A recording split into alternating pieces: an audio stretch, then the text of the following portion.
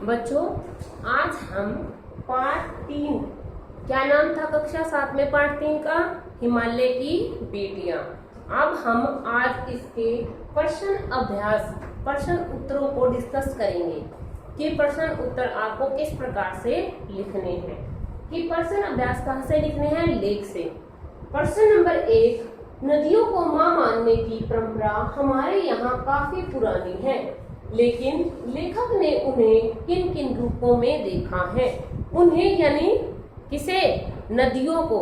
कि लेखक ने नदियों को किन किन रूपों में देखा है? कि लेखक ने देखो, नदियों को मां मानने की परंपरा हमारे देश में बहुत पुरानी है। आपने देखा होगा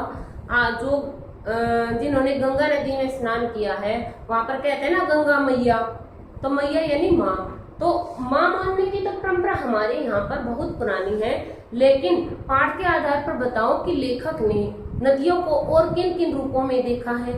तो किन किन रूपों में देखा है? माँ, दादी, नानी, मौसी, बेटी, प्रेमिका। पाठ में इन्हीं का वर्णन किया गया है ना। तो लेखक ने इन नदियों को माँ, बेटी, दादी, नानी, मामी, मौसी आदि विभिन्न रूपों में देखा है। अब प्रश्न नंबर 2, सिंधु व ब्रह्मपुत्र की क्या विशेषताएं बताई गई हैं? कि आपने पढ़ा था ना पाठ में कि जैसे ही हम सिंधु और ब्रह्मपुत्र नदी का नाम लेते हैं तो वैसे ही हमें हिमालय की छोटी बड़ी सभी बेटियों के नाम याद आ जाते हैं। कौन कौन सी नदियों के नाम याद आए थे हमें? बताओ। हमें आए थे याद कि गंगा, यमुना, ब्यास, चिनाब, झेलम, इन नदियों के नाम याद आए थे। लेकिन हमें यहाँ पर यह बताना है कि सिंधु और ब्रह्मपुत्र की क्या विशेषताएं हैं। कि लेखक कहता है कि इन नदियों के विषय में जानकर कई और नदियों की भी बात याद आ जाती है। ये नदियां अपने आप में कुछ नहीं है। कि लेखक की नजर में ये नदियां अपने आप में कुछ नहीं है, बल्कि कहां से बनी है? हिमालय की बर्फ की एक एक बूंद से ये नदियां बनी हैं। और इनका रूप कैसा है? विशाल है, बहुत बड़ा है। लेखक बताता है कि ये नदियां बहुत बड़ी नदियां हैं, क्योंकि देखो पाठ में कहा गया ना कि सौभाग्यशाली है वह समुद्र जिसे हिमालय की इन महानदों का हाथ पकड़ने का श्रेय प्राप्त है। तो ये 2 नदियां क्या हैं? बहुत ही विशाल और बहुत ही बड़ी है। अब जो प्रश्न नंबर 3 देखो, काका कालेलकर ने नदियों को लोकमाता क्यों कहा है? कि लेखक कहता है काका कालेलकर ने नदियों को लोकमाता क्यों कहा है? कि आपने पाठ में पढ़ा है, यह एक लेखक है। पहले के समय में भी और वर्तमान समय में भी नदियों को विभिन्न रूपों में प्रदर्शित किया गया है। उसमें लोक माता क्यों कहा गया है? लोक माता का क्या अर्थ है? संसार की माता, संसार की माँ। क्योंकि भारत में नदियों को लोक माता इसलिए कहा जाता है, ये सबको जीवन देती है। पानी सबके लिए जरूरी है।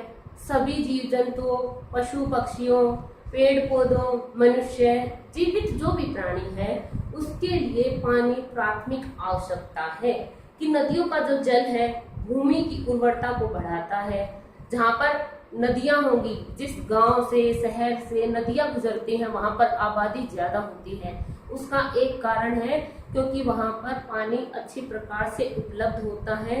तो इसलिए किसी भी सभ्यता का जन्म नदियों के किनारे ही हुआ है, और नदियों के कारण वहाँ की लोगों की जो आवश्यकताएं हैं उनकी पूर्ति होती है। इसलिए नदियों को लोकमाता कहा गया है। नंबर 4, हिमालय की यात्रा में लेखक ने किन किन की प्रशंसा की है? कि ये जो पाठ है हिमालय की बेटियां, लेखक ने हिमालय की यात्रा की थी, यह उसका यात्रा वृत्तांत था। और उसने एक विषय के बारे में बताते हुए कहा है कि किस किस की प्रशंसा की है। कि पहले तो हमने बताया था सिंधु और ब्रह्मपुत्र नदी का नाम लेते हैं।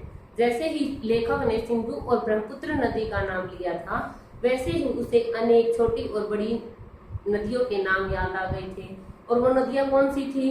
रावी, सतलुज, गंगा, चेनाब, झेलम आदि थी। इसके अतिरिक्त पेड़ पौधों से भरी घाटियां, क्योंकि पहाड़ों पर जब वह गया था तो उसने देखा कि वहां पर छोटे बड़े पेड़ पौधों से भरी हुई हरी भरी घाटियां हैं।